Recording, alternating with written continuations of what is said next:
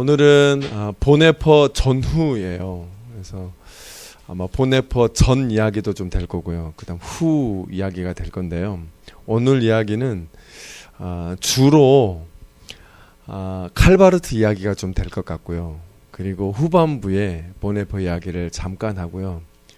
그리고 시간이 안 되면 다음 시간에 보네퍼 이야기를 하고, 그리고 나서 현대적인 그리스도론에 대해서 조직신학적인 관점에서 그리스도론을 다시 한번 정리하고 질문하고 또 그럴 수 있는 시간을 갖도록 하겠습니다. 볼프강 후보라는 신학자가 있어요. 그 신학자가 신학이 왜 필요한가, 신학이 우리에게 요청하는 게 뭔가를 4가지 정도 이야기를 했는데요. 첫 번째는 뭐냐면 신학의 진리성 때문에 그런데요. 이게 무슨 말이냐면 이 진리성이라는 게, 기독교가 믿는 이 진리라는 게 무시간적이 아니잖아요. 꼭 수학적인 공식처럼 2 더하기 2 이렇게 이야기하는 게 아니고, 기독교의 진리는 시간 속에서 이루어지잖아요. 그렇죠? 그러니까 시간 속에서 이루어지다 보니 신학이 요청될 수밖에 없다, 그런 얘기를 하는 거죠. 저희들이 이제 오늘 함께 나눌 보네퍼라는 사람도 예수 그리스도에 대해서 질문하면서 오늘 그리고 여기에서 예수 그리스도를 누구인가 라고 질문하는 것이 바로 그 신학의 진리성과 연관되었다 보시면 될 것 같아요. 진리성은 시간 속에서 진행되어진다. 그래서 이 볼프강 후보 같은 사람은 신학이 이런 첫 번째 이유로 이래서 필요하다 얘기하고요. 두 번째로는 신학이 왜 필요하냐, 이 공동체성 때문에 그렇대요. 신학이 공동체성. 이게 이제 신학이 왜 공동체성 때문에 신학이 필요하냐 생각해 보시면, 교회가 함께 신앙을 하고 함께 신앙생활을 하려면 일치된 뭔가가 있어야 되잖아요. 그렇죠? 그래서 여러분 아시는 것처럼 지난 시간에 박찬희 박사님 해서 공예를 통해서 신조가 만들어지고 했던 것처럼 그렇게 공예를 만들어서 하나의 신조를 만들어내고 신앙 고백을 만들어내는 거죠. 그러니까 그런 것 때문에 신학은 필요하다, 이런 공동체성 때문에 필요하다 얘기하고요. 또 세 번째는 어떤 거냐면 신학이 세상과 갖는 관계성 때문에 그렇다. 이거를 가장 잘 보여주는 게 뭐냐면, 이제 조금 있다가 제가 한참 진행하다가 갑자기 글씨가 많은 부분이 나올 거예요. 좀 이따 보면 무슨 얘기를 할 거냐면, 그때 바르멘 선언을 할 거예요. 1934년에 이루어진 바르멘 선언인데요. 이게 쉽게 얘기하면 히틀러를 추앙하는 독일 교회를 대항해서 거기에 대해서 온전한 예수 그리스도를 주장하는, 그러니까 그 세상에 대해서 신학이 올바른 예수 그리스도를 고백하는, 그게 대표적으로 보여주는 게 신학과 세상과의 관계성이죠. 그러니까 신학과 세상과의 관계성에서는 보통 윤리를 이야기를 해요. 그렇죠. 제가도 신학대학에서 윤리를 강의하고 그러지만 윤리적인 이야기를 한다는 것 자체가 성경에서 다 이야기해주지 못하는 부분들이 너무너무 많아요. 우리 현대 안에 일어나는 많은 윤리적인 문제들을 보면 성경에서 A는 B다 이렇게 얘기해 줄 수 있는 부분들이 그렇게 많지가 않더라고요. 많은 부분들이 있는데, 예를 들어 성경에서 하지 마라 그러면 이건 윤리적인 모습도 안 돼요. 윤리적이라고 하는 건 뭐냐면, 우리가 그동안 가지고 있던 어떤 도덕적인 것들에 대해서, 믿고 있었던 도덕적인 신념들에 대해서 그게 이론적인 반성을 하는 게 원래 윤리의 원래적인 뜻이잖아요. 저 사람이 윤리적이다 이런 얘기하는 거, 흔히 쓰는 말은 도덕적이라고 표현하는 게 더 맞는 말일 것 같아요. 그런데 이 학문적으로 윤리적이라고 하는 것은 우리가 믿는, 통상적으로 믿는 도덕적인 신념에 대한 이론적인, 조금 철학적인 반성이다. 그러니까 좀 이론적인 작업이에요. 그런데 이런 성경에서 살인하지 말라 그러면 살인에 대한 것은 윤리적인 사태가 발생할 수가 없겠죠. 왜냐하면 이미 말씀하고 계시니까 굳이 윤리적으로 얘기할 필요가 없죠. 그렇잖아요? 그런데 다른 거, 예를 들어 자살, 성경에 자살하면 지옥 간다든지, 성경에 자살하면 구원을 받지 못한다든지 이런 얘기는 없잖아요. 이런 얘기를 좀 보수적이신 분들에게 들으시면은 저에 대해서 반대할지 모르지만 여러분 명시적으로는 없어요. 그렇죠? 명시적으로 없어서 그래서 이게 고민을 할 수밖에 없는 거예요. 신학적인 반성을 할 수밖에 없는 거죠. 그래서 왜 그렇게 이게 잘못된 건지 이렇게도 얘기할 수밖에 없는 거니까 그래서 신학이 필요하다. 신학이 세상과 갖는 연관성 때문에 그게 이제 윤리적으로도 드러난다는 것이고 그렇다는 거예요. 마지막으로는 이제 역사성입니다. 역사와 갖는 그런 관계성 때문에 신학이 필요하다.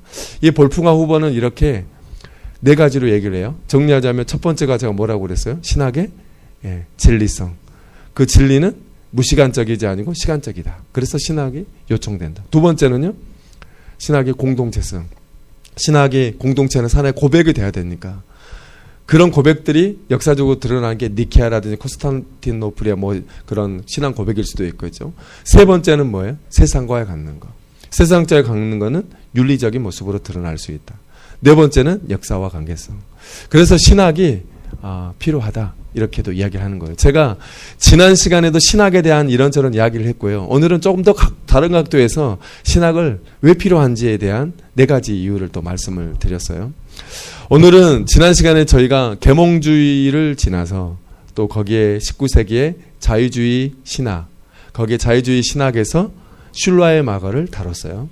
그러면서 단순하게 제가 우리 공부하는 사람들은 슐라의 마거가 자유주의 신학자다 이렇게만 얘기하고 넘어가지 마시고 왜 슐라의 마거가 그 당시에 그런 이야기를 해야만 했고 또 왜 그런 얘기를 할 수밖에 없었나 라고 하는 그런 고민을 한 번 더 고민해 보자. 그리고 그걸 보면서 오늘 우리가 살아가는 현실 앞에서 우리도 지금 신학이 필요하겠죠. 왜냐하면 시간 속에서 살아가니까. 그리고 이 속에서 어떻게 예수 그리스도를 고백할 수 있을까? 이게 이제 보네포가 했던 작업이고 보네포도 시간 속에 살아가면서 오늘 우리에게 그리스도는 누구이냐 질문했을 거 아니겠어요. 그러니까 우리도 그 질문에 대해서 답을 하려고 한다면 이런 질문을 던져야 된다는 거죠. 그래서 그것들을 슐라의 마거에서 한번 배워보자 이런 얘기를 던졌습니다. 이제 거기에 이어서 이제 그런 자유주의 신학에 대해서 이제 좀 더 확실한 반대 입장을 펼치신 한 분을 좀 이렇게 역사적인 배경과 그리고 그분들이 가지고 있는 생각들을 좀 천천히 정리하면서 살펴보고자 해요. 예. 한번 정리를 한번 할 건데요. 계몽주의는 인간 자신에 대한 신뢰 외에 모든 제약으로부터의 인간 주체의 독립선언이다. 여러분 공감하시죠? 그렇죠? 지난 시간에 이런 얘기를 했습니다. 인간 주체의 독립선언이다. 계시와 교회의 권위로부터의 독립이 이 개혁의 핵심이다. 다른 말인 것 같지만 지난 시간을 요약한 겁니다. 새로운 이야기가 아니고요. 자, 그런데요. 계몽주의로 인해서 이제 발생하기보다 계몽주의의 영향 속에서 19세기의 자유주의 신학이 만들어지고요. 왜냐하면 계몽주의의 그런 정신적인 흐름에 대해서 신학이 반응을 보였어야 했어요. 그런 반응으로 나오는 게 자유주의 신학적인 모습이었다 얘기할 수 있겠는데요. 그렇게 한참 진행되어질 그 당시에 1914년 8월 11일에 제1차 세계대전이 일어납니다. 저는 이제 읽다 보시면 저는 이렇게 주류신학자잖아요.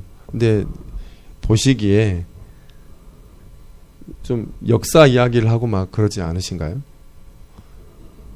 아마 조신학적인 정통적인 조신학자들 보실 때는 좀 그러실 수 있을 건데요.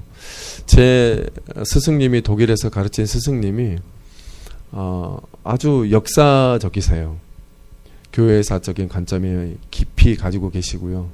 그리고 조신학적인 관점, 이 두 가지 관점을 언제나 저에게 강조하셨어요. 그래서 저도 모르게 아마 이런 게 저에게 배어 있는 것 같은데요. 이게 되게 중요하다고 봐요. 이 제1차 세계대전이 일어났는데요. 이 일어난 게 왜 중요하냐. 그리고 이 대전이 일어날 그 배경 속에서 어떤 일들이 일어났는지가 왜 중요한지를 한번 쭉 보시면 이해가 되실 거예요. 이때 여러분이 아마 많이 들으셨을 거예요. 93명의 독일 지성인들, 이 지성인들이 전쟁의 결정에 찬성합니다. 근데 이 전쟁 결정에 찬성하는 이 성명서를 발표하는 이것을 이 93명의 지성인들 가운데 칼 바르트라고 하는 대학자의 스승들도 거기에 다 포함되어 있었죠.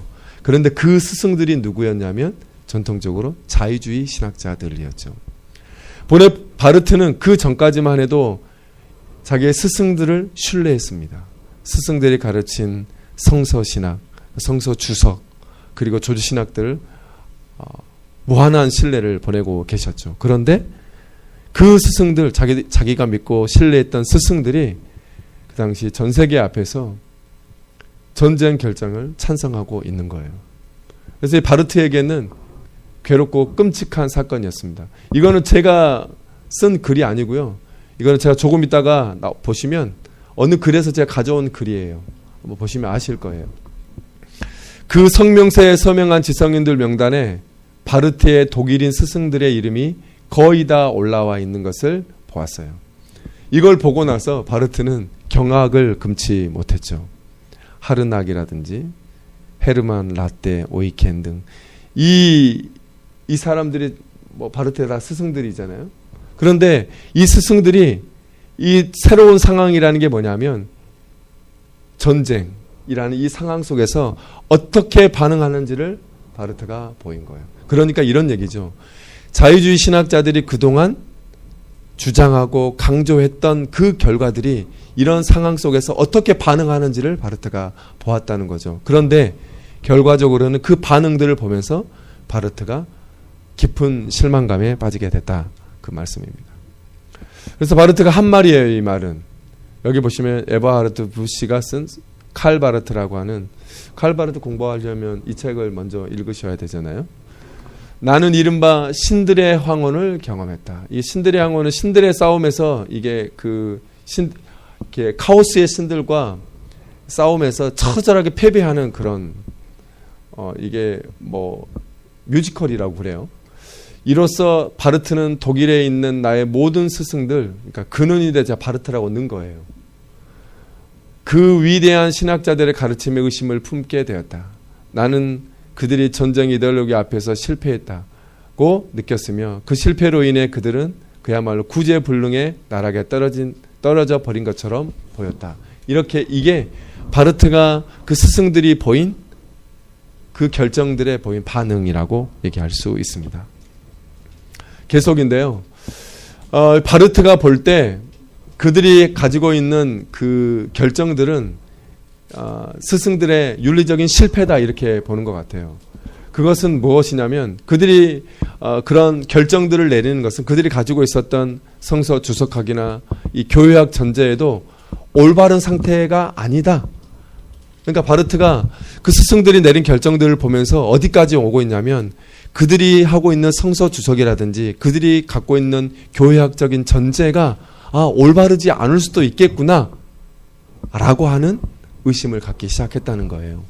그래서 바르트가 그때까지 철저하게 신뢰했던 세계, 이 세계는 어떤 세계냐면 19세기 자유주의 신학자들, 자기의 스승들이 세운 그런 세계겠죠. 그 세계에 대해서, 전체에 대해서 뿌리채 흔들리는 그런 시기를 경험하게 된 거죠.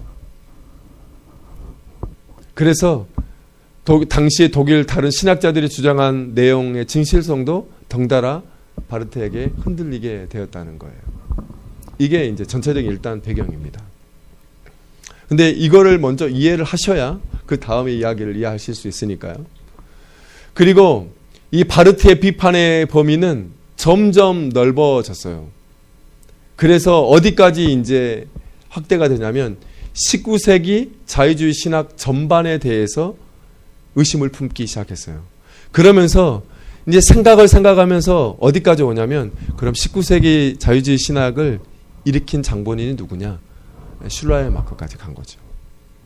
그래서 하는 말이 그 성명서를 통해 그리고 그 이후에 나타난 모든 것을 통해 정체가 드러난 그 신학의 기초를 세우고 그 신학에 결정적인 영향을 끼친 사람이 바로 그다. 이렇게까지 얘기를 한 거예요. 그러니까 비판의 범위를 여기까지 지금 올라가고 있는 거예요. 자, 그 다음에 보시면 여러분 그 슐라이마거를 지난 시간에 좀 얘기를 좀 했었죠? 그쵸? 슐라이마거 이야기를 좀 했잖아요. 다시 한번 반복하는 차원에서 아마 별로 재미없으시죠? 아마 이게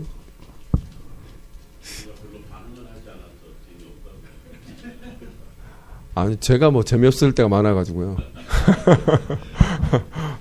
근데 이제 이런 걸 좀 일단은 좀 이해를 해야 그래야 그 다음에 바르트의 이야기가 또 진가를 발휘하고 하니까 조금 지루하더라도 이렇게 표정은 지루하지 않으신 것 같은데 그렇습니다. 예, 슐라이마커에게 하나님은 누구냐면 헤겔에게 이 하나님은 누구냐면 인간의 사유의 활동성 안에 하나님이 있다 이렇게 본 거죠. 헤겔은. 그러니까 헤겔이 볼 때 하나님은 인간의 사유 안에 있는 것을 본다면 슐라이마커에는 어딘 거냐면 인간의 절대의정 감정 속에 있다고 이렇게 본 거예요. 이거 지난 시간에 얘기했던 거잖아요. 그죠? 전혀 좀 다르죠. 색채가. 인간과 하나님은 본질적으로 분리되지 않는데요.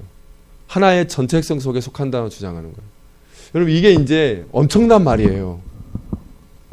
근데 바르트는 여기에 대해서 키에르케고리의 이야기를 가지고 로마서 서문에서 그런 얘기를 하죠. 어떻게? 하나님과 인간은 질적으로 차이가 난다. 이런 얘기를 하는. 그런데 이게 분리되지 않고 하나의 전체성 속에 속한다는 게 이게 지금 좀 애매한 말인 것 같지만 구분도 안 되는 것 같지만 그렇다고 해서 분리도 되지 않은 것 같고 그런데 전체성 안에 속한다고 보는 거죠. 하나님과 인간을. 그래서 여러분 하나님과 인간을 이렇게 지금 하나의 전체성 안에 보다 보니까 인간의 가치가 어떻게 되겠어요? 예, 조금씩 이렇게 올라가겠죠. 그렇겠죠? 거기에 이제 19세기 자유주의 신학자들의 인간 이해가 있죠. 인간에 대한 인간상을 되게 높게 평가하잖아요. 그래서 그걸 좀 다른 말로 하면 낙관적인 인간 이해를 가지고 있었죠. 그런데 제1차 세계대전이 그 낙관적인 인간 이해에 완전히 찬물을 껴있게 되는 거죠. 아니 이렇게 얘기하는 거죠. 그 세계 제1차전을 통해서 19세기 자유주의 신학이 추구했던 그 당시에 인간이 추구했던 것이 잘못됐다라고 하는 것을 정확하게 보여준 것이죠. 왜냐하면 인간의 낙관을 추구하고 인간들이 분명히 잘 될 거라고 인간 스스로 자율성을 가지고 활동하다 보면 주체성을 가지고 살아가다 보면 이 세계가 평화롭게 되어질 거라고 하는데 그것의 결말이 뭐였냐면 전쟁이었다는 거죠. 이게 이제 바르트가 거기에 대해서 조금 충격을 먹은 거죠. 그래서 유한한 인간은 무한한 정신의 존재 양태가 될 수 있기에 이게 무슨 말일까요? 이게 다 이해하시죠? 그죠? 네. 무한한 정신의 존재 양태가.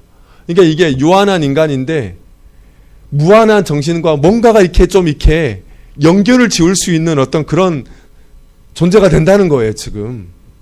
그죠? 그러니까 슐라이머의 인간의 자의식은 더 완전한 하나님의 의식으로 되어져 가는 것으로 이제 여기 이해가 되시겠죠. 그렇죠? 조금씩 인간 스스로가 좀 높아져 가고 있는 그런 모습이 보이잖아요. 그러므로 슐라이머에게 인간의 절대의존 감정이 하나님의 자리를 대신하게 될 위험성. 그러니까 느끼는 인간이 하나님의 자리를 대신할 위험성이 있었다는 거예요. 왜냐하면 하나님과 인간이 절대적인 그 감정 안에서 묘하게 연합되어 있는 것 같기도 하고 그러면서 그 인간이 느끼는 그 자리가 이게 하나님의 자리일 수도 있고 인간의 자리일 수도 해서 애매모호한 것 같지만 결과적으로는 인간이 계속 지금 상향곡선을 그리고 있는 듯한 그런 느낌을 받을 수가 있겠죠. 예. 왜냐하면 슐라이마거의 인간 이해에 따르면 하나님은 대상성 내지 객관성이 사라지고요. 그러니까 이게 무슨 얘기냐면 인간 이해에 따르면 하나님이 어떤 하나의 대상으로 서 있는 게 아니고요. 오직 인간의 주관성 안에서만 남을 가능성이 크기 때문이라는. 이거는 어디서 가져올 수 있는 생각일까요? 주관성만이. 나는 생각한다, 고로 존재한다. 이런 얘기로 갈 수 있을까요? 주관성 안에. 뭐 예를 들어서 불투만이 지난 시간에 얘기했죠. 불투만이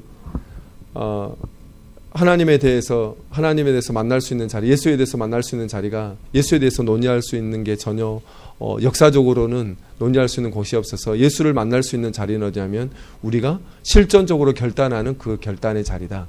하고, 그러니까 이게 실존적으로 기독교 신앙을 이렇게 만들어 놓은 거잖아요. 처럼 어떤 인간의 주관성이 남을 가능성이 크다. 그러니까 대상성이 다 사라지고요. 그 인간의 그 감정 안에, 자의식 안에 주관성만이 남아있을 가능성이 크다는 거예요. 그래서 이 슐라임에게 말하는 감정이라는 것은 아무런 대상성 가지고 있지 않아요. 그런데 이제 바르트는 여기에 대해서 정확하게 하나님의 대상성을 얘기하죠. 그런데 그 하나님의 대상성이라는 게 하나님이 우리에게 하나의 대상이 되어 주시면서 동시에 그 대상을 이해할 수 있는 주체를 우리에게 만들어 주신다는 거죠.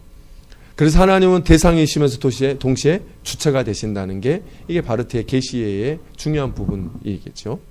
그 다음에 가시면, 그러므로 감정 속에 주어진 하나님은 하나의 대상으로 주어진 것이 아니라 우리의 감정 속에 있는 공동의 결정자를 의미할 따름이에요. 공동의 결정자는 나와 하나님이겠죠.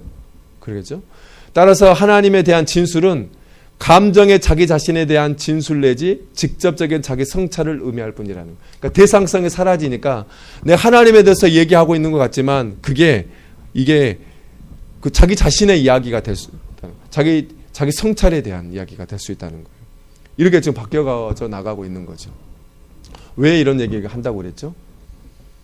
그 당시 때 이성으로는 하나님을 얘기할 수 있는 공간이 그 당시엔 다 사라져가고 있었기 때문이었다. 거기에 대해서 슐라의 마커가 신학적으로 거기에 대한 반응을 보인 게 이렇게 반응을 보였다라고 하는 거예요. 근데 이게 슐라의 마커가 결과적으로 우리가 봤을 때 이건 옳지 않다. 그러다 이렇게 저희들이 비판적으로 얼마든지 봐야 하는 거잖아요. 그런데 여기에서 신학의 우리가 기능은 배울 수 있다고 봐요. 그 신앙의 그 기능까지는 우리가 부인하지 못한다고 저는 그렇게 생각을 합니다. 이런 사실 때문에 인간은 단순히 인간이 아니라 그 본질에 있어서 신적 존재 내지 신적 본질을 그 속에 가진 자로 신의 자리를 대신하고 신격화될 수 있는 위험을 가질 수 있다는, 이게 그 슐라의 마커의 인간 이해 속에 갖고 있는 위험성이라는 거죠. 그래서 슐라의 마커로 대변되는 자유주의 신학에서는 인간에 대한 강조뿐만이 아니라 낙관적인 인간 이해를 가질 수밖에 없다. 이렇게 볼 수 있어요. 여러분 여기까지 이해가 되시죠? 이렇게 읽어보시면. 예. 그러니까 반응이 너무 좋습니다. 예. 이 낙관적인 이해를, 인간 이해를 이래서 가질 수밖에 없다는 거예요. 이 바르트가 볼 때 이런 19세기 자유주의 신학의 낙관적인 인간 이해는 아까 제가 말씀드린 것처럼 제1차 세계전에 대한 이 자유주의 신학자들의 태도로 인해서 그들의 인간 이해가 완전히 잘못되었다.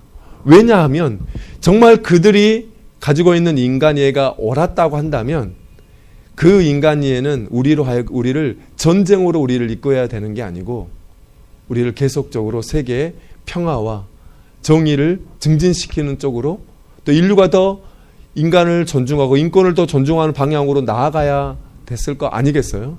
그런데 그 인류가, 그렇게 강조하는 인류가 전쟁으로 치닫는 것을 보면서 이들의 신학의 이해는, 인간 이해는 분명히 잘못되었다. 이렇게 생각을 하게 된 거죠. 알리스트 맥그리스가 쓰신 신학의 역사라는 책을 혹시 보신 적 있으신가요? 네, 이 책에 보시면, 제가 이 책의 다운표를 가져왔잖아요. 이 책의 내용을 그대로 가져와 봤습니다. 한번 이해를 위해서 한번 제가 읽어드릴게요. 1차 대전은 슐라의 마커와 그 후예와 관련된 자유주의 신학에 대한 환멸을 경험했다. 이게 이제 이해가 되시죠? 왜 그런지.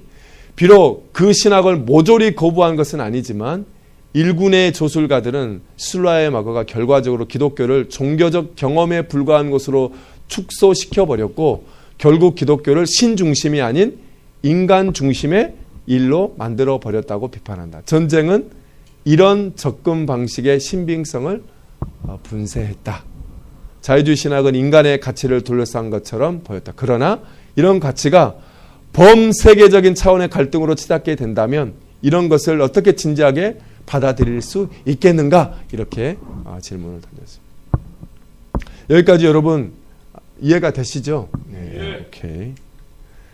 자, 그러면 또 이제 에버하르트 부시가 계속된 얘기를 제가 정리를 좀 했는데요. 이제 에버하르트 부시가 쓴 책 중에 위대한 열정이라고 칼바르트 신학에 대한 해설해 놓은 게 있어요. 아주 좋은 책이죠. 혹시 보신 분들이 있으시겠지만. 이런 충격이 뭐였냐면 아까 앞에서 얘기했던 충격이에요. 그렇죠? 스승들에 대한 충격 있었는데 바르트에게 당장 어떤 새로운 관점이 보인 것은 아니었어요. 충격 앞에 바로 어떤 새로운 관점을 가지고 그것을 대응하는 게 아니고요. 그렇지만 이런 계기를 통해서 이제 그로 하여금 깊은 탐구의 여정으로 떠나도록 만들었습니다. 여러분 이게 여러분 신학의 기능이기도 하죠. 이것도 신학의 기능이에요. 바르트가 볼 때 현재 일어나고 있는 상황에 대해 자유주의 신학자의 단지 열악한 현실에 대해 긍정할 수밖에 없었던 것은 그들이 가진 인간적 주체성 때문이라는 거예요. 왜냐하면 인간의 주체성은 주어진 현실에 결코 대항할 수 없기 때문에. 왜요? 왜 그럴까요? 인간의 주체성 주어진 현실에 결코 대항할 수가 없기 때문이에요. 왜 그렇죠? 자, 앞에 이게 생방송으로 라이브가 되지만 대답을 해 주셔야 될 부분인데 왜 그럴까요? 예. 예, 그럴 수도 있고 아까 제가 논의된 내용 중에 나온 내용인데요. 대상성도 없고 대상성이 없는 거죠. 자기 주관 안에 일어난 일들이니까. 그렇죠? 주어진 현실에. 그죠? 그래서 이런 일이 벌어질 수 있다고 바르트가 평가를 한 거예요. 예.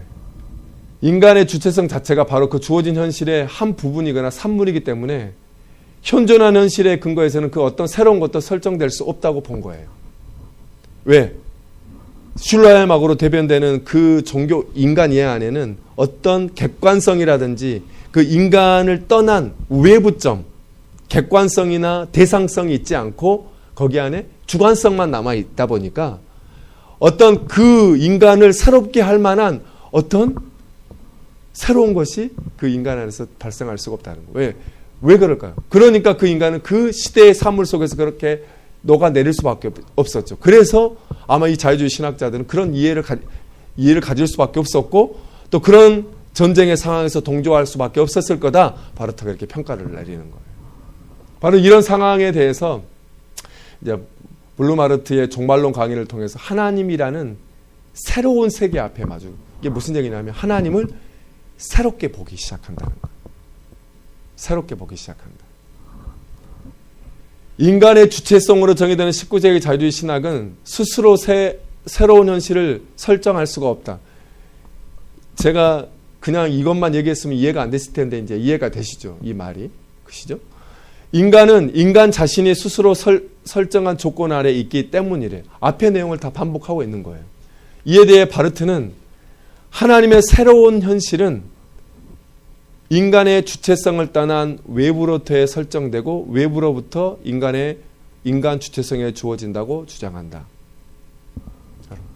이게 이제 엄청난 말이잖아요. 그렇죠? 외부로부터 주어진다는 거죠. 인간의 주체, 인간을 이해하는. 그래서 이제 이게 어쩌면 이런 얘기는 뭐 새로운 이야기가 아닐 수 있고요. 왜냐하면 그 종교개혁 그 전통의 흐름에 있을 수 있는 거죠. 그래서 그 칼바르트 신학을 이제 신전통주의라고도 하고, 그러니까 새로운 이야기인 것 같지만 앞에 전혀 한 번도 교회 역사상 나오지 않았던 이야기가 아니라 앞에 있었던 이야기죠. 왜냐하면 철학을 보시면 철학의 모든 이해들은 외부점을 어떤 인간을 이해할 때 외부적인 관점으로 인간을 이해하는 그런 흐름과 그건 어떤 타다성을 인정하는 그런 흐름과 아니면 그냥 인간은 인간 자체 안에서 인간 스스로 인간의 주체성 안에서 이해하자고 하는 그런 두 흐름의 큰 거대한 흐름의 어떤 싸움이라고 해도 과언이 아닐 정도이잖아요. 신학도 아마 그런 흐름 속에 있는 것 같아요. 이 계시라고 하는 개념은 우리 인간과 떨어져 있는 외부점이잖아요. 그 외부점에서 우리를 바라보는 거냐, 아니면 우리 안에 일어난 일이냐. 그래서 볼트만 같은 경우는 하나님에 대해서 이야기한다는 것은 무엇을 의미하는가라는 소논문에서 하나님에 대해서 이야기한다는 건 곧 인간에 대해서 이야기하는 거다, 이렇게 얘기를 한 거죠. 그것은 관점이 우리 안에, 내부에 있는 거죠. 얼핏 보면 그렇지 않으세요? 내부점에 있는 것 같은, 외부점에 있는 것을 인정하는 것 같지만 결국에는 우리 자체 안에서 신학을 인간 안에, 인간의 실존적인 만남, 실존으로 이렇게 가져온 케이스라고 볼 수 있겠죠. 그런데 바르트 같은 경우는 전혀 다른 외부점을 만들어내는 거죠. 바르트는 하나님의 새로운 세계가 세계의 현실성에 대해 외부로부터 설정될 때 이 새로운 세계는 현존하는 세계의 현실성에 대한 비판적인 물음인 동시에 새롭게 하리라는 약속이 된다고 본다는 거예요. 말이 되게 어려운 것 같은데, 그러니까 무슨 얘기겠어요? 오늘 우리 인간을 이해할 수 있는 이 방법이, 세계를 이해할 수 있는 방법이 세계 자체, 인간 자체 안에 있는 게 아니고 외부점에 있다는 거예요. 그 외부점이 뭐냐면 계시라는 거죠. 계시. 그 계시에서 우리를 바라볼 때 인간에 대한 올바른 이해, 세계에 대한 올바른 이해를 가질 수가 있다는 거죠. 하나님이 인간이 되셨잖아요. 그 인간을 취하신 거잖아요. 인간이 되시면서. 그 인간이 되시면서 그 취하심 안에 인간의 본래적인 모습이 드러나겠죠.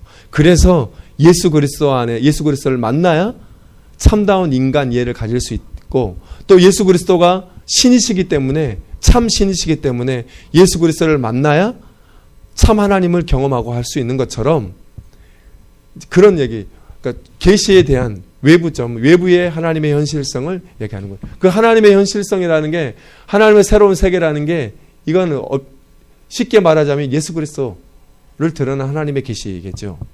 이 세계가 세계의 현실성에 대해 외부로부터 설정된다는 게 뭐냐면, 외부로부터 우리에게 주어질 때 올바른 이해를 가질 수 있다. 그래서 바르트는 1916년 1월에, 이게 언제죠? 벌써 이제 1차 세계대전이 그 전쟁 얘기하고 나서 바로 다음 해인 것 같잖아요. 신학의 과제로 우리가 하나님을 전적으로 다시 하나님으로 인정하는 것이 무엇보다 중요하다고 하였다. 여러분 이게 바르트에게는 신학의 과제죠.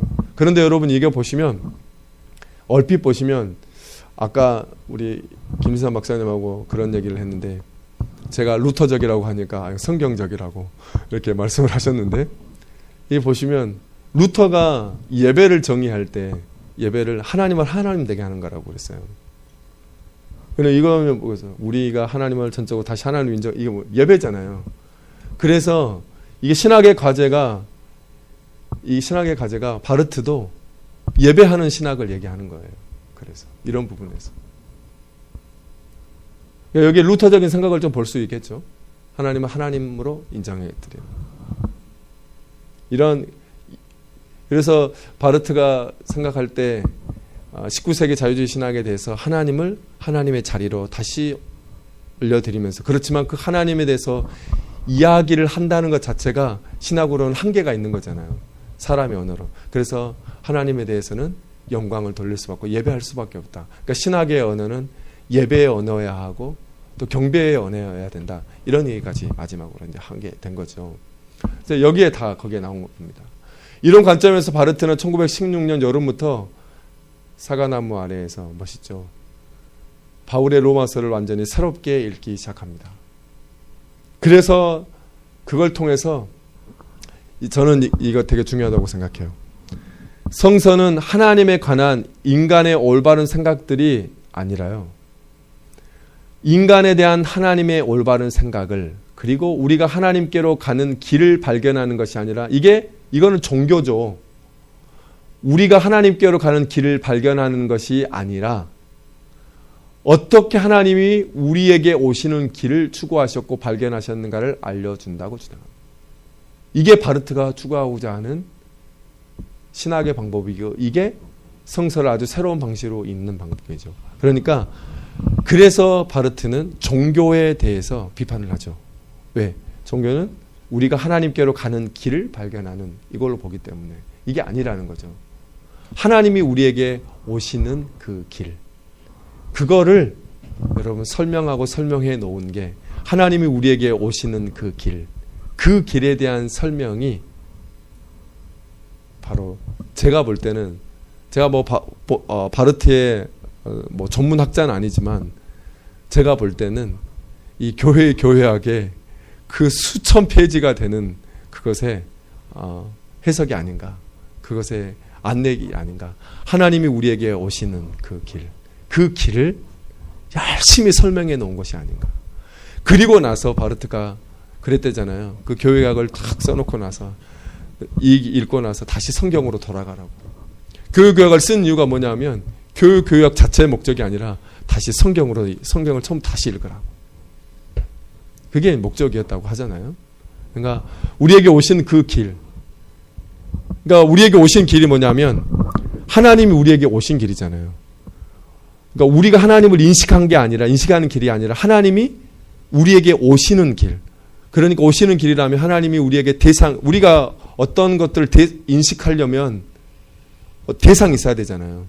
그렇잖아요. 대상이 있어야 돼, 인식을 하죠. 그런데 그 대상을 만들어 주시면서 동시에 우리 인식 구조 안에 그것을 대상을 인식할 수 있는 구조도 만들어 주시면서 오시는 그 길에 대한 신학적인 해명인 것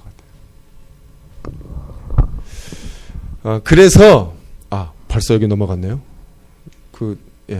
그래서 나온 게 로마서 강해 1판, 2판 이렇게 나온 거죠. 그래서 이 자유주의 신학이 거의 숙명처럼 여겼던 인간 중심적 사고를 밀쳐내고 내가 아니라 하나님이라고 주장한, 이게 이제 이거라고 보시면 되겠죠. 이제 제가 바르트 얘기를 했는데 왜 뜬금없이 다시 왜 바르트인가 이렇게 얘기할 수 있잖아요. 오늘 제목이 제가 전공이 보네포여 가지고요. 보네포 전후라고 했는데요. 왜 바르트를 얘기하고 있냐? 보네포도 이야기를 할 거예요. 하긴 할 건데 왜 바르트를 얘기하냐면 어찌되었든 20세기 신학을 이해하기 위해서는 반드시 대화를 해야 해요. 짚고 넘어가야 돼요. 왜? 보네포도 바르트의 신학과 대화를 나눴거든요. 열심히 읽었습니다. 열심히. 생전에 다 나오진 않았지만 생전에 나왔을 때까지는 열심히 읽었어요. 보네포가 바르트를 찾아가서 만나기도 했고 많은 영향을 받았고 또 서로 영향도 받기도 하고요. 근데 왜 바르트인가 보면 이는 신학의 흐름이 바르트 이전과 이후가 다르기 때문이에요. 그렇죠. 아까 19세기 자유주의 신학과 20세기 신학이 다르잖아요. 그렇죠? 그래서 이해를 해야 된다는 거예요. 그래서 바르트에 대해서 동의하지 않으신 분들도 많아요. 아직도 동의하지 않고 동의하든 이게 동의하든 동의하지 않든 이게 중요한 게 아니라 19세기 자유주의 신학이 20세기 넘어가는 시점을 이해하고자 하신다면 바르트를 공부해야 하고요. 그리고 또 현대 신학을 이해하기 위해서는 바르트 신학을 비판을 하시려도 비판을 하고 싶으셔도 바르트를 읽어야 하고요. 또 찬성을 하고 싶으셔도 바르트를 읽어야 돼요. 그래서 일단 바르트는 넘어야 될 필수적인 라고 생각을 합니다. 이제 바르트 신학을 조금 잠깐 아주 간략하게 한번 바르트 신학에 대해서 한번 얘기를 좀 해보려고 그래요. 바르트 신학을 한마디로 하면 그리스도론 중심적이다 이렇게 얘기했어요. 기독론 중심적이다. 그렇죠? 이 그리스도론 중심 안에 이제 여러 가지 생각이 있어요. 가장 중요한 건 뭐죠? 선택된 자, 그래서 동시에 선택하시는 분. 선택된 인간, 선택하신 하나님. 이런 인간 이해도 있지만 그 이해가 어떻게 되는지 한번 볼게요. 그리스도는 바울의 바르트 신학 전체를 감싸고 있으며 그의 어떤 신학적 주제를 다루더라도 모든 길이 그리스도론으로 통한다고 할 수가 있습니다. 보네포도 그리스도 중심적이죠. 보네포에게도 교회론과 또 그리스도론과 또 여러 가지 그 생각들이 긴밀하게 연결되어 있는 것도 볼 수 있어요. 다 마찬가지인 것 같아요. 이 말은 그가 다루는 모든 신학적 내용들이 그리스도론과 긴밀하게 연결되고 그리스도 예수를 통해서 재해석된다. 이런 말로 이해할 수 있습니다. 바르트는 자유주의 신학에서 강조하는 인간성의 긍정에 대해 강력하게 이렇게 반발을 하죠. 그래서 인간의 그 자기 주체적 자율성 안의 경험과 인식으로 신에게 다가갈 수 있다고 주장하는 존재의 유비를 완전히 거부해요. 아마 이 존재의 유비에 대해서 한번 들어보셨을 거예요. 이 존재의 뭐냐면 이 말 그대로 인간의 그 경험과 인식 안에 이미 신을 인식할 수 있는 것들이 있다. 그래서 그것들을 가지고 신에게 나아갈 수 있다. 이런 생각이 있는 거죠. 그런데 바르트는 거기에 대해서 철저하게 질적인 차이가 존재하니까 인간과 하나님을 같은 범주로 인식할 수가 없다. 이렇게 보는 거죠. 그러니까 질적으로 다르다고 본 거예요.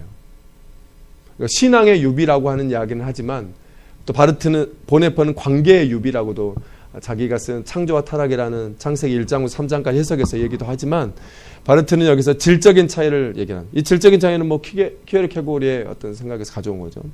그래서 인간 존재가 하나님에 대해서 어떤 유사성도 없기에 인간으로부터 하나님을 유추하거나 하나님을 유추할 수 있는 길이 없다고 보는 거죠. 여러분 여기에 보시면 19세기 자유주의 신학에 대한 전면적인 거부이잖아요.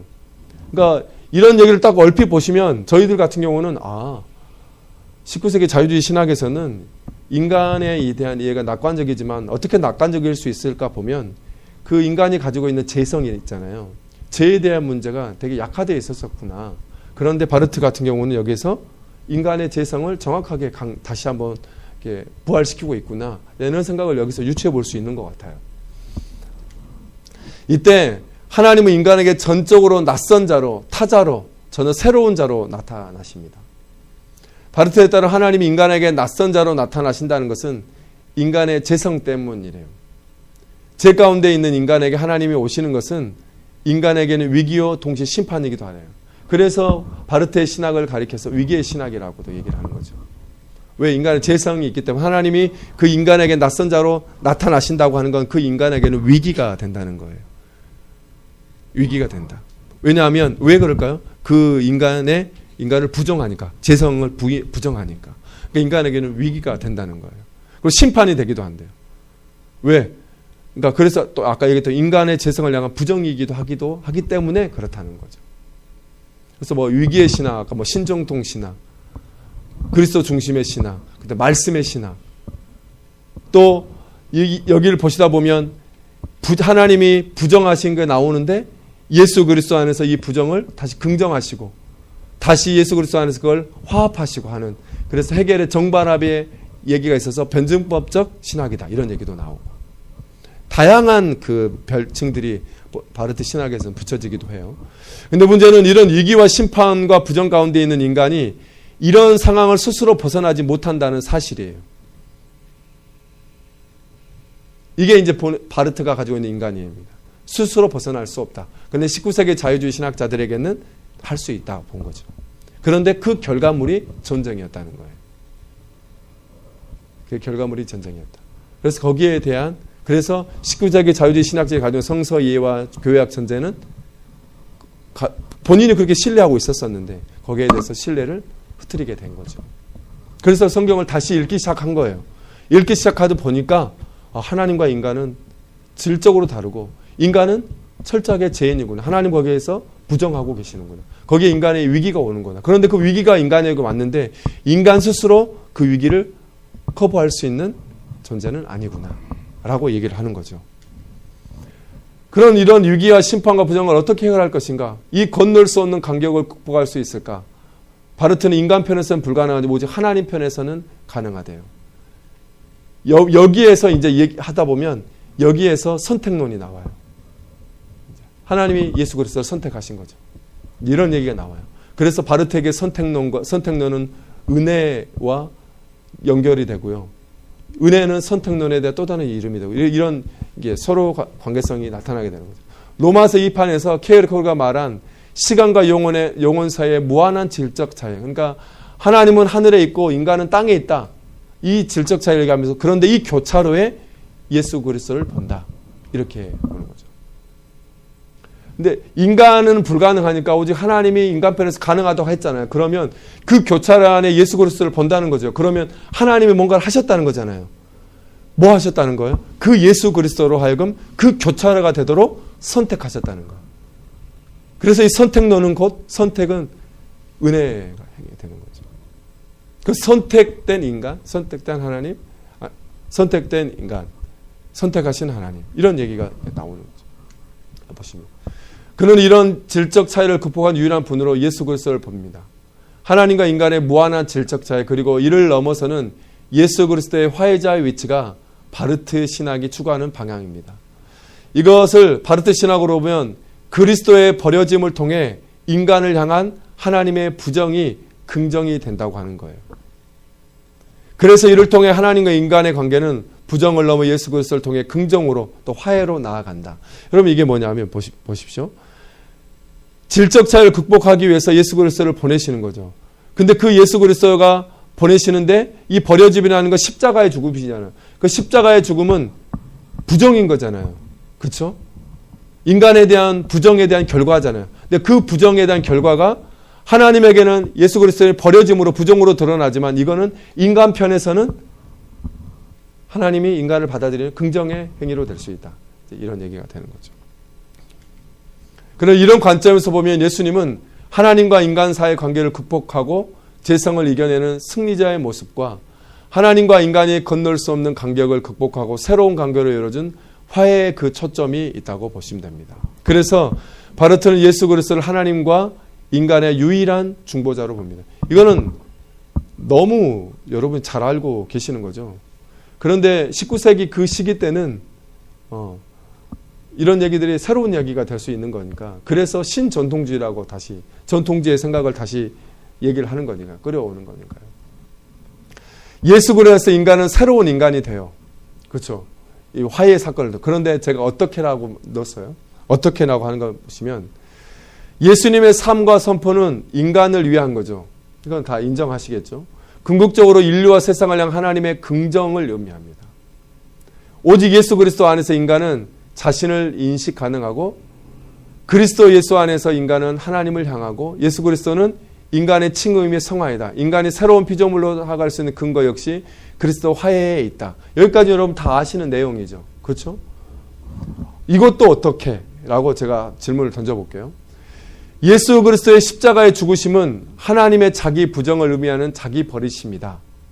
여러분 이 말이 이해가 되십니까? 그러나 인간에게는 절대적인 긍정이 돼요. 왜? 십자가는 하나님의 부정이지만 인간은 동시에 긍정이 되죠. 하나님이 예수 그리스도를 택하셔서 인간의 자리로 대신하게 하시면 십자가에서 죽으시게 하신 거, 죄 때문에. 죄에 대해서는 부정을 하죠. 그런데 그 죄에 대한 부정이 곧 그것으로 끝나버리는 것이 아니라 그 부정은 곧 인간 편에서는 하나님 긍정이 되는 거예요. 인간의 긍정이 된다는 거예요. 왜요? 왜 그러느냐? 예수 그리스도에 일어난 일, 그리스도의 버려짐과 동시에 선택된 자라는 이중적 성격이 일어나고 있다는 거예요. 인간 하나님으로부터 선택될 수 있는 근거가 바로 예수 그리스도 대속적 버려짐 때문이래요. 제가 한번 쭉 읽어보고 다시 설명을 할게요. 그러니 인간의 선택은 인간의 참여와 상관없이 예수 그리스도의 버려짐에 근거한다는 거예요. 일단은.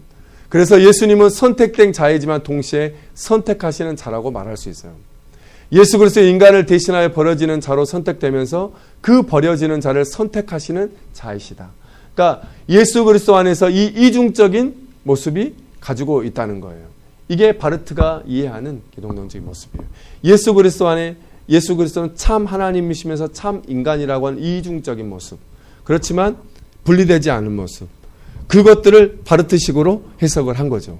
그래서 예수는 선택된 자, 선택된 자라고 하는 건 인간을 하나님과 질적 차이를 극복할 수 있는 그 사람으로 선택된 자로 하나님이 보냈다는 거예요. 그래서 선택은 은혜의 행위가 되는 거죠. 제가 그것은 가져오진 않았지만 동시에 선택하시는 자라는 거, 하나님이시라는 거예요. 예수 그리스도는 이 이중적인 성격을 갖고 있기 때문에 예수님의 버려지심이 곧 인간에게 긍정이 될 수 있고 하나님의 하해가 될 수 있다. 이게 이제 아주 거칠게 표현하자면 독일 말로는 그롭하게 이게 바르트의 기독론을 소개한 내용입니다. 자세하게 하진 않아가지고요. 자세하게 하면 다 해야 되는데 제가 아주 그룹하게 이렇게 좀 이렇게 스케치 형식으로 얘기를 한 거라서요.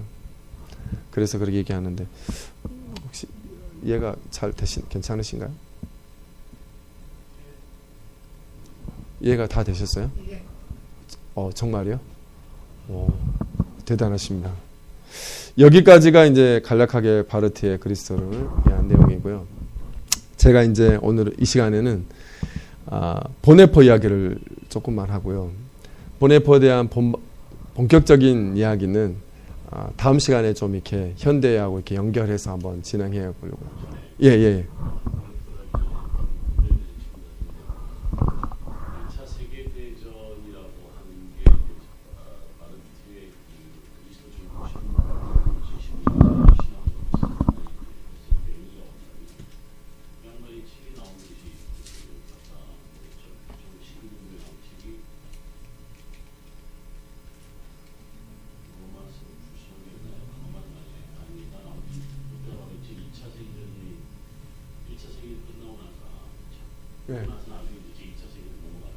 네, 그렇죠. 그럼요.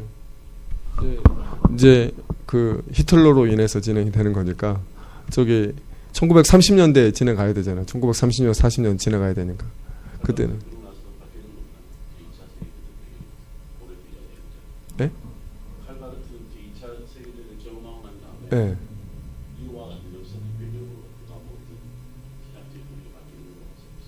많이 있죠. 많이 있겠죠. 근데 제가 바르트의 그 완전 전공자가 아니어가지고요. 그런데 이제 제가 여기까지 하고 나서요. 하나를 더 하려고 해요. 하나가 더 있어요. 이제 그 얘기를 이제 하기 전에 질문을 하셔서 하나를 제가 아까 서두에 그런 얘기 했죠. 글씨 아주 작게 나올 거라고. 이제 드디어 이제 나옵니다. 아까 그 보여드리라고 넘어왔고요. 글씨 엄청 작죠. 이게 지금 바르멘 선언 얘기거든요. 1934년도면 아직 2차 세계대전 전이겠죠. 그렇죠. 이제 히틀러가 독일에 이제 총통이 되죠. 근데 이제 여기는 1934년에 무슨 일이 벌어지냐면 이게 이제 그 독일 그리스도인이라는 영명, 여기에 보면 뮬러가 나오잖아요. 이 사람이 주교로 선출되면서 이제 독일 교회는 히틀러화돼요. 히틀러화돼. 근데 히틀러화되면서 그들이 갖고 있는 신학적인 백그라운드가 뭐냐면 우리는 느끼고 있다. 여러분 이게 뮬러가 한 말인데요. 여기에 누구 얘기가 나오죠? 보세요. 네. 우리는 마틴 루터의 독일의 종교개혁의 완성이라고 할 수 있는 국가 사회주의의 국가 전체주의 교육에 상응하는, 이게 뭘까요? 두 왕국론에서 나오는 얘기죠. 그 얘기. 그러니까 히틀러가 어떤 자기의 그 왕국에 대한 신학적인 어떤 백그라운드로 가장 좋아했던 사람이 마틴 루터였다고 해요. 이 얘기가 나오죠. 이런 그 당시 독일 국가의 모습에 대해서 독일에 있는 수많은 독일 목사들이 거기에 대해서 지금은 신앙의 이급 상황이다. 신앙의 고백 상황이라고 선포하고 1934년 5월 29일부터 바르멘에서 모여서 이런 독일 교회를 향한 성경적인 반응을 보인 거죠. 그러니까 이런 질문이죠. 이런 상황 속에서 예수 그리스도는 누구냐? 이런 상황 속에서, 이렇게 요구하는 상황 속에서 우리는 예수 그리스도를 어떻게 고백해야 되느냐? 1934년에 고백한 거죠. 저희들이 그 보네포가 쓴 이 그리스도로는, 제가 한국말로 가져왔는데 그리스도로는 1933년에 베를린 대학에서 강의한 거예요. 그러니까 이것보다 1년 전에 강의한 내용이죠. 그런데 이걸 읽다 보시면요, 이 책을 좀 읽어보신 분들이 혹시 있을지 모르겠지만 읽다 보면 히틀러 얘기 안 나와요. 히틀러 얘기는 안 나오거든요. 그런데 쭉 읽다 보면 히틀러에 대한 이야기가 나와요. 그리스도로 안에도. 그래서 보네포의 글들은 정치적으로 읽을 수 있는 여지들이 얼마든지 많이 있어요. 예를 들면 예수님의 그 인격과 사역, 예수님의 인격과 사역의 관계성, 예수님을 어떻게 알 수 있느냐, 사역을 통해서 알 수 있다. 이런 얘기는 바르트는 거기에 대해서 루터의 생각을 가져와서 좀 반대하죠. 왜? 이런 얘기예요. 악한 사람이 선한 일을 할 수 있다는 거예요. 그 당시 독일 국민에게 이 히틀러라는 악한 사람이 얼마든지 선한 일을 할 수 있다 본 거죠. 그래서 사역으로는 온전한 예수 그리스도의 인격을 알 수가 없다. 아니, 제대로 알 수가 없다. 혼란스러울 수밖에 없다. 이렇게 평을 쓰는 거예요. 그러니까 이거를 이제 자세히 있다 보면 그런 읽기가 이렇게 가능할 수 있을 것 같아요. 제가 이 얘기를 왜 하냐면 보네포 전후해서 이 바르멘 선언은 너무 중요하거든요. 왜냐하면 이 독일 그리스도인 혁명이 이게 도이체 여기 틀렸습니다. 여기 C가 빠져 있는데요. C가 빠져 있는데 도이체 크리스텐이라는 이게 이제 공식적인 명칭이에요. 이 독일 그리스도인들이 이 모든 독일 교회를 히틀러화하기를 원했죠. 히틀러화하기를 원했죠. 거기에 대해서 거부한 거예요. 이거는 고백 상황이다. 교회의 위기 상황이다. 그 위기 상황 속에서 교회는 예수 그리스도를 어떻게 고백해야 되는가? 그 고백으로 나온 게 바르멘 선언이에요. 그래서 이 바르멘 선언은 오늘 우리에게도 중요한 의의를 가질 수 있어요. 그들이 주장했던 내용을 한번 봐볼게요. 자, 여기 보세요. 여기 한번 보세요. 그리스도는 히틀러를 통해 우리에게 오셨다. 이렇게 얘기를 했어요. 그냥 보통 상황이 아니라 모든 민족에게 그랬던 것처럼 마찬가지로 우리 민족에도 영원한 하나님께서 특별한 종류의 법을 주셨대요. 이 법은 지도자 아돌프 히틀러와 그에 의해 이룩한 국가 사회주의 국가 속에서 그 구체적 모습을 드러냈대요. 여러분 대단하지 않으세요? 대단하죠? 지금 이런 상황이 독일 교회에 처한 거예요. 1930년대. 보네포는 여기에 대해서 철저하게 반대를 했고요. 그의 글들은 다 이런 것에 대한 반대에서 나온 글이라 해도 과언이 아닐 정도예요. 특히나 나를 따르라 같은 경우는 이런 글이에요. 나를 따르라는 단순하게 신앙의 문건인 것 같지만 그 정치적인 소용돌이 속에서 예수를 따르라고, 예수만이 길이라고 라고 하는 그것에 대한 강력한 정치적인 메시지가 될 수도 있어요. 그래서 많은 보네포 학자들이 이 나를 따르라를 공적인 읽기, 정치적인 읽기를 하시는 분들도 많이 있죠. 또 여러분 보세요. 재밌는 게 독일 민족을 위한 시대는 히틀러 안에서 성취되었다. 왜냐하면 히틀러를 통해 참 도움이며 구원자이신 하나님 곧 그리스도께서 우리 가운데 그 능력을 나타내셨기 때문이다. 이렇게 얘기하고 있었어요. 이 독일 그리스도인들이 주장한 내용이에요. 히틀러 독일 민족을 그리스도교회로 만들고자 하시는 하나님의 뜻이자 엄청난 말 아니에요. 성령의 길이다. 여러분 우리는 지금 말도 안 되는 얘기인 것 같지만 그 당시 때는 이런 상황이었어요. 이런 상황을 지켜본 많은 목사들이, 신학자들이 1933년 9월에 긴급 목사 연맹을 만들어요. 파란 이게 노트라는 게 긴급한 결성을 만든 거죠. 목사들의 긴급 결성. 이걸 조직한 거죠. 이걸 통해서 이제 결국에는 바르멘 선언을 만들어지고요. 그 바르멘 선언을 결국에는 원래 이 세 명의 학자가 신학 성명 기초요원으로 선정해서 쓰려고 했는데 여러분 뒤에서 보시면 재밌는 일화를 넣어놨는데 작성하기로 약속을 했는데 그날 누구는 참석 못하고 누구는 그래서 잠을 잤는데 그 후에 바르트가 그걸 다 혼자 쓴 거예요. 성명서 바르멘 선언을.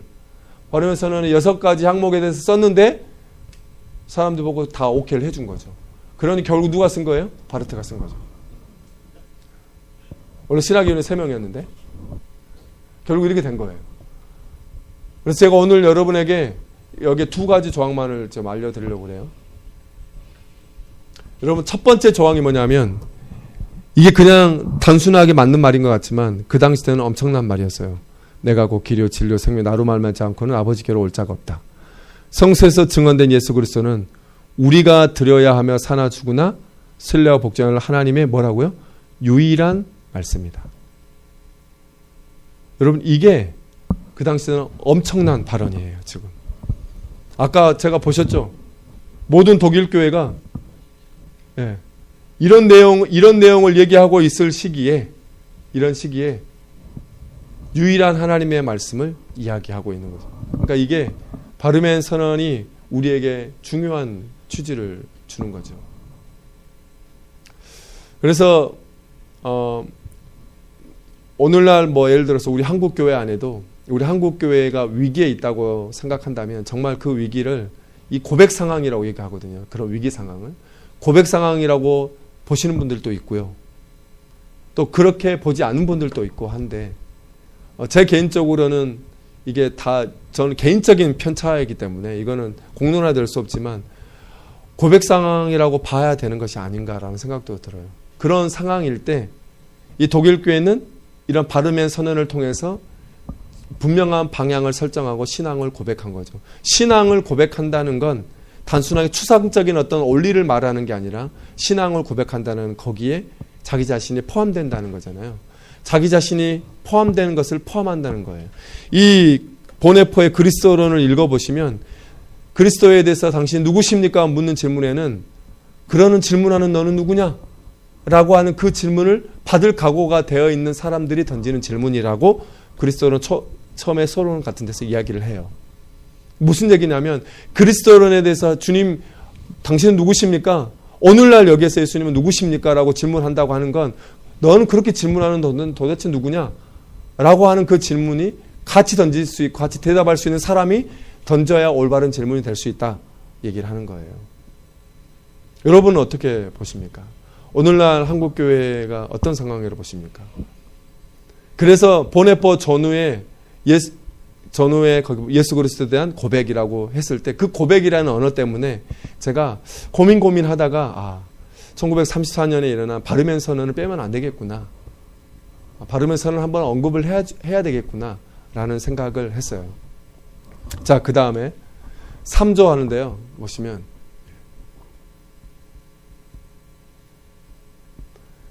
이게 특징이 여기에 대해서 성경을 얘기하고요. 그 다음에 거기에 해석을 하죠. 여기서 이제 교회에 대한 이야기를 이제 하는 거겠죠. 오직 보세요.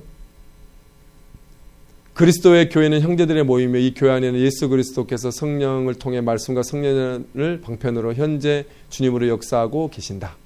현재 주님으로 역사하고 어떻게 왜 현재 주님으로 역사하고 계시는 거죠? 꼭 신학대에서 강의하는 것처럼 제가 질문하고 있어서 죄송한데 왜 현재적인 주님으로 역사하고 계신다고 얘기할까요? 무엇 때문에? 주님이 오늘 여기에 현재하고 계시는 거죠. 이 교회 안에 현재 안에 계시는 거죠. 보네포 얘기를 제가 지금 따로 하자 계속 연결하고 있는데요. 보네포도 예수 그리스도가 이곳에 현재하시는 거. 보네포의 그 그리스도론의 특징이 뭐냐면 다른 그리스도론 강의와는 좀 다르게 현재적 그리스도를 먼저 다룬다는 거예요. 전통적인 그리스도론 강의에서는 현재적 그리스도가 오늘 우리에게 그리스도 누구냐라는 그런 질문들은 좀 후반부에 다루는데 보네포는 처음부터 다뤄요. 오늘 이곳에서 함께 하시는 이곳에 현존하시는 예수 그리스도를 질문하는 게 중요하다. 여기서 지금 현재 주님의 역사하고 계신다고 그러잖아요. 그죠? 무엇 때문에 그럴까요? 부활 때문에. 부활하셔서 이곳에 주님이 함께 하시는 거죠. 근데 그 예수 그리스도를 어떻게 구체적으로 인식할 수 있을까요? 어떻게? 보네포는 세 가지로 얘기합니다. 예수 그리스도가 부활하신 예수 그리스도가 교회 안에 현존하시죠.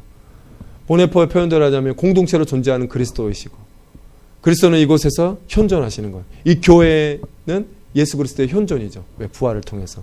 근데 그 현존하시는 그리스도가 구체적으로 어떤 모습을 드러나 세 가지 모습을 나타낸대요. 첫 번째가 말씀의 형태로, 두 번째는 성례전으로, 세 번째는 공동체의 모습으로. 그러니까 우리가 예수 그리스도를 어디서 인식할 수 있어요? 어디서 만날 수 있어요? 말씀을 통해서, 성례전을 통해서, 그리고 공동체를 통해서. 왜 공동체를 통해서 볼 수 있죠? 예수 그리스도가 이곳에서 현재적으로 이곳에 함께 계시니까.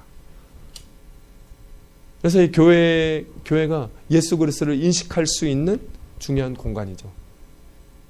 왜요? 예수 그리스도께서 현존하시는데 그 현존하시는 현존하시는 그 장소가, 제가 신학은 진리성을 추구하기 때문에 신학을 요구한다고 그랬잖아요. 그 진리성은 뭘 있어야 된다고? 시간이 있어야 된다.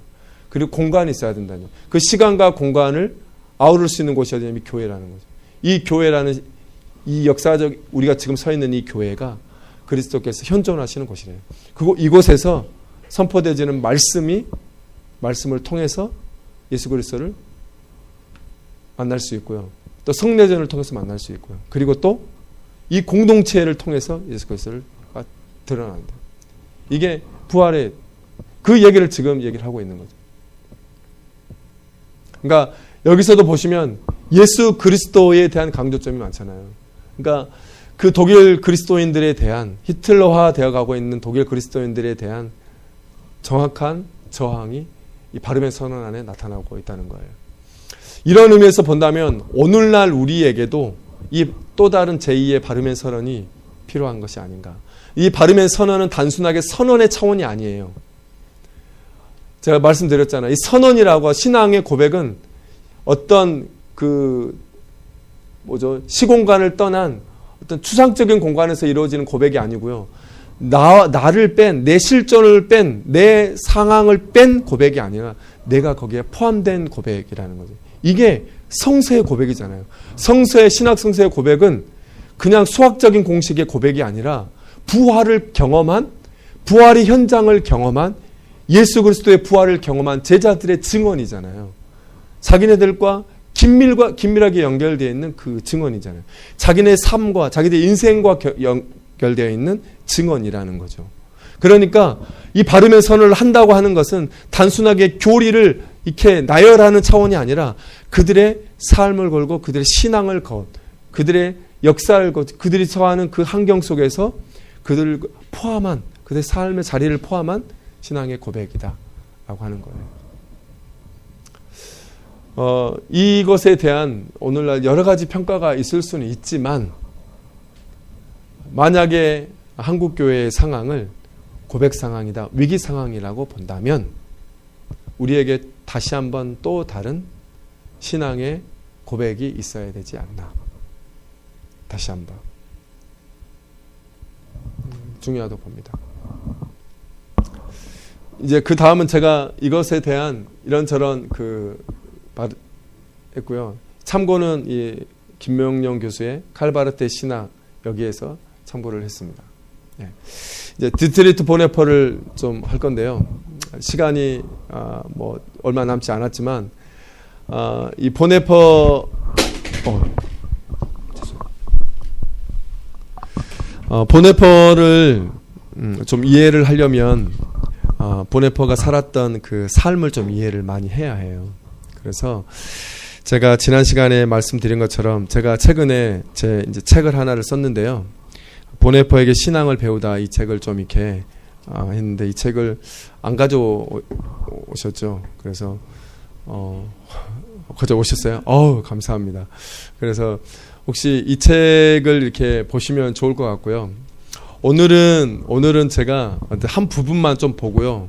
제가 다음 시간에 한 번 더 있어. 다음 시간에 보네퍼 이야기를 또 구체적으로 좀 하고 나서 오늘날 그리스도론에 대한 총체적인 또 종합적인 정리, 그리고 그동안 했던 강의에 대한 종합적인 정리, 이렇게 하면서 제가 맡은 이 3번의 강의를 마무리하려고 합니다. 이 책에 보시면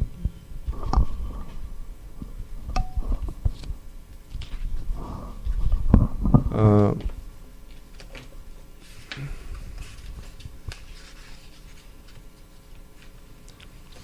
69페이지 한번 보시면요. 그리고 혹시 다음 주에 오실 분들은 여기 보네퍼의 그리스도론을 가지고 오시면 좋을 것 같아요. 제 책하고 2개를 가져오시면. 저는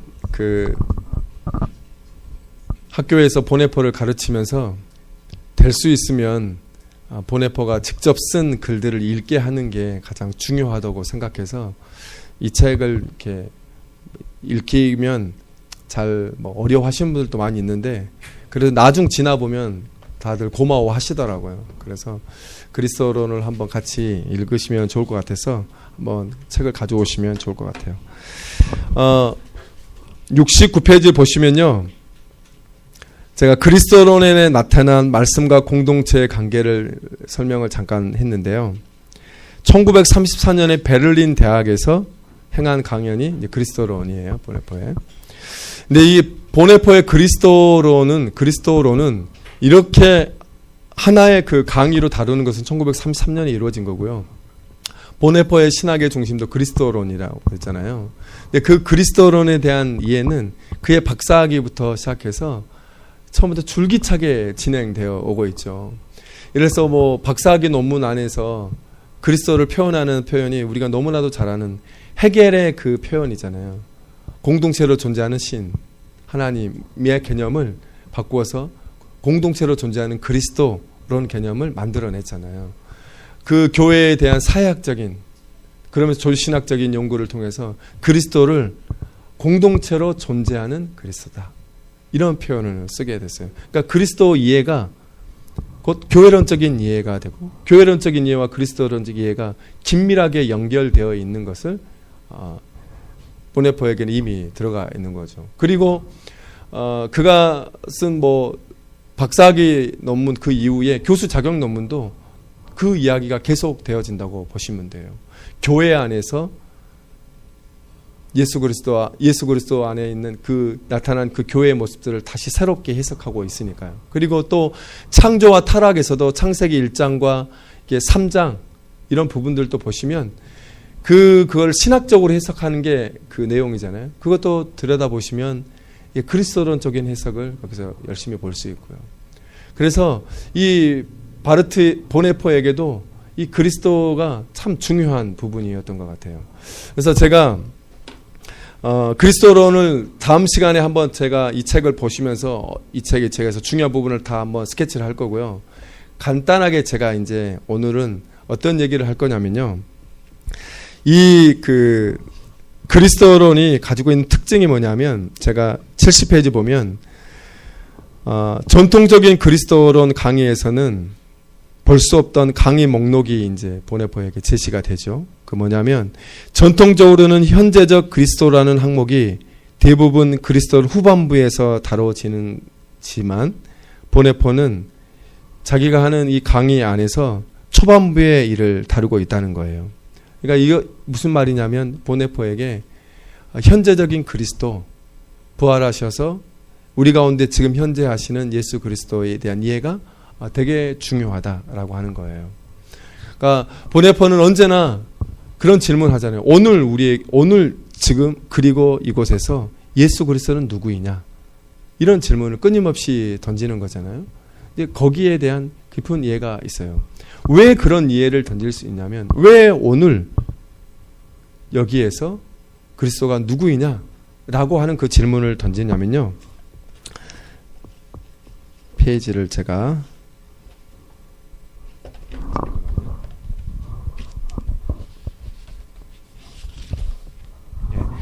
33페이지 한번 봐보실래요? 33페이지. 33페이지 보시면 그 가운데 단락에 이런 신적 근원성을 가진 현재성은 이미 보네포가 1932년 작성한 세계연합사역의 신학적인 근거를 위해라는 강연에서 확인할 수 있다. 그에 따르면 예수 그리스도 안에서 계시던 하나님은 뭐라고요? 언제나 오늘의 하나님이다 라고 하는 거죠. 그러니까 보네포에게 하나님 이해는 언제나 오늘의 하나님이라는 이해를 가지고 있었어요. 이 오늘의 하나님이라는 이 개념이 뭐냐면, 그 밑에 쭉 읽어보시면, 그래서 오늘의 하나님이라는 말은 하나님이 현재적 상황에 매우 깊이 연결되어 있다는 것을 가리킨다. 그리고 그 위에서는 그 말을, 현재적 상황을 스스로 취하신다. 그리고 그 속에서, 그러니까 예수 그리스도가 현재 오늘 이곳에서 스스로 취하시는 그 모습을 보네포는 늘 보기를 원했다는 거예요. 그래서 오늘 여기에서 예수 그리스도가 누구인지에 대한 질문이 되게 민감했다는 거예요. 어쩌면 보네포는 그런 질문들을 던지면서 나를 따르라를 썼기도 하고 율리학을 쓰기도 했고, 그리고 저항과 복종이라는 그런 수많은 편지와 작은 아티클들을 써냈던 것 같아요. 그 질문에 대한 답이었어요. 오늘 자기가 서 있는 그 자리에서 예수 그리스도는 어떤 분이시냐? 왜? 하나님은 언제나 오늘의 하나님이고 스스로 이곳에서 자기가 서 있는 이곳에 스스로 이 상황을 취하셔서 이곳에서 모습을 드러내시기 때문에, 그래서 그 모습을 드러내시는 그 예수 그리스도를 발견하기 위해서 끊임없이 보네포는 묵상을 했죠.